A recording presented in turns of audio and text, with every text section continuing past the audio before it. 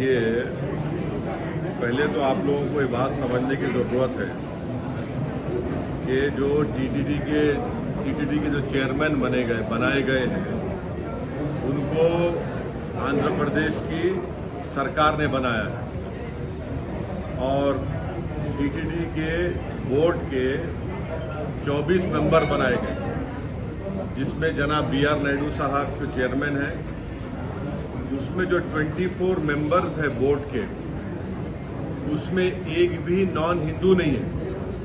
क्यों नहीं है? इसलिए नहीं है क्योंकि टीटीडी का जो बोर्ड का जो सेक्शन है, सेक्शन 96, उसमें ये लिखा गया है, the persons 96 subsection 2, the persons appointed as members of the subsection 1 shall be persons professing Hindu religion। तो जितने 24 मेंबर बनाए गए हैं टीटीडी के, वो पूरे के पूरे हिंदूज हैं, नॉन हिंदू नहीं है, नंबर 1।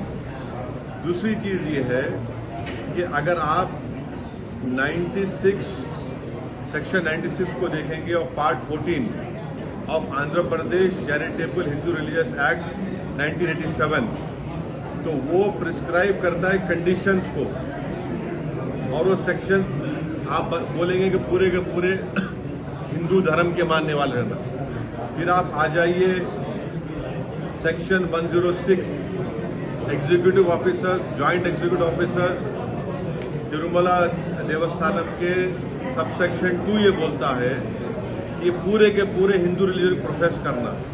फिर सेक्शन 97 देख लीजिए, और फिर जो नए चेयरमैन बनाए गए, वो ये बोल रहे हैं कि जो कोई भी वहां पर काम करेगा, ये तो ट्रस्ट है, जो कोई भी वो काम करेगा वो हिंदू होना चाहिए।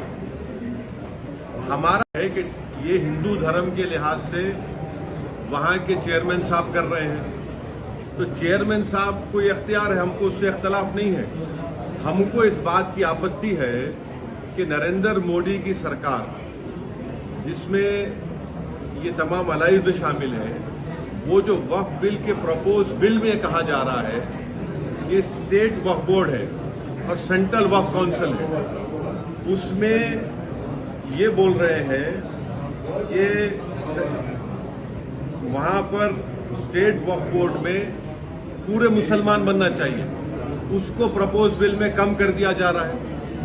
सेंट्रल वक्फ काउंसिल में 7 सिर्फ मुसलमान बनेंगे और 2 तो मैंडेटरी कर दिया गया है नॉन मुस्लिम को बनाना, मगर उसमें 12 बन सकते हैं नॉन मुस्लिम। भाई, जब आप यहां पर नॉन मुस्लिम को स्टेट वक्फ बोर्ड में और सेंट्रल वक्फ काउंसिल में आप बनाने जा रहे हैं, तो ये क्यों कर रहे हैं आप? भाई, जब टीटीडी के बोर्ड में ये साफ लिखा गया है कि constitution of the board of trustees 96 देख लीजिए आप, 96(2) ये कहता है कि सिर्फ वही मेंबर बनेंगे जो हिंदू धर्म के होते हैं। आप यहां पर वक्फ बिल में आप ये क्यों प्रोविजन ला रहे हैं? भाई, टीटीडी भी हिंदू धर्म का एक बोर्ड है, Andhra Pradesh Hindu endowment charitable purpose का बोर्ड भी हिंदू धर्म के लिए है, वक्फ बोर्ड भी जो है वो मुस्लिम धर्म के लिए है। अब जब वक्फ बोर्ड की बात आ रही है, तो आप उसमें बोल रहे हैं कि नहीं, मुसलमान नहीं, नॉन मुस्लिम बनेंगे, और सेंट्रल वक्फ काउंसिल में आप बोल रहे हैं कि नहीं, मिनिमम 2 नॉन मुस्लिम बनेंगे, और उसमें कम से कम जो है आप बोल रहे हैं कि 2 से बढ़ाकर आप 12 बना देंगे, यानी सेंट्रल वक्फ काउंसिल में नॉन मुस्लिम मेजॉरिटी हो जाएंगे, स्टेट वक्फ बोर्ड में आप नॉन मुस्लिम को बनाएंगे। तो ये पैरिटी होना चाहिए ना भाई। जब टीटीडी बहुत बड़ा हिंदू धर्म का एक वो मरकज है, वहां पर आपके ट्रस्टीज कोई मुसलमान नहीं हो सकता है, नॉन हिंदू नहीं हो सकता है, वक्फ बोर्ड में कैसे नॉन मुस्लिम मेंबर बनेगा? अब तो चेयर कह रहे हैं कि जो एम्प्लॉइज हैं, एम्प्लॉइज भी हिंदू धर्म के होना चाहिए। और आपके देखने वालों को आपको समझने की जरूरत है कि भारत के संविधान में आर्टिकल 25 में हिंदू धर्म का मतलब क्या है? जो हिंदू है, सिख है और आपके बौद्ध मजहब का है और जैन है। मगर यहां पर किसको बनाया जाएगा? सिर्फ हिंदू धर्म के मानने वालों को बनाया जाएगा। और ना सिर्फ ये बल्कि काशी विश्वनाथ का बोर्ड है, उसमें लिखा गया है कि पूरे कमिश्नर सब लोग हिंदू धर्म के होने चाहिए। उसमें अच्छा, आंध्र प्रदेश के एंडोमेंट बोर्ड में, काशी विश्वनाथ के एंडोमेंट बोर्ड में, तेलंगाना के एंडोमेंट बोर्ड में, उड़ीसा के हिंदू एंडोमेंट बोर्ड में, तमिलनाडु के हिंदू एंडोमेंट बोर्ड लिखा गया कि अगर कोई भी कमिश्नर, असिस्टेंट कमिश्नर हिंदू धर्म को छोड़ देगा तो उसको निकाल दिया जाएगा। वहां पर आप अपने धर्म के लोगों को बना रहे, हमको कोई आपत्ति नहीं है, बहुत अच्छा है, क्योंकि आपका धर्म है, आप बेहतर जानते हैं। हमारे धर्म के मामले में आप क्यों आ रहे हैं? नरेंद्र मोदी क्यों बनाना चाह रहे हैं नॉन मुस्लिम को वक्फ बोर्ड मेंबर? सर, और सुनिए, इसका बुनियादी हमारे को आर्ग्यूमेंट हमारा क्या है, हम क्यों बोल रहे हैं? ये भारत के संविधान के आर्टिकल 26 का ग्रेव वायलेशन है। आर्टिकल 26 क्या है बताता हूं मैं आपको। Article 26 guarantees freedom to marry religious affairs of every religious denominations of section thereof। उसमें सेक्शन 26A का देख लीजिए, right to establish and maintain an institution of religious and charitable purpose.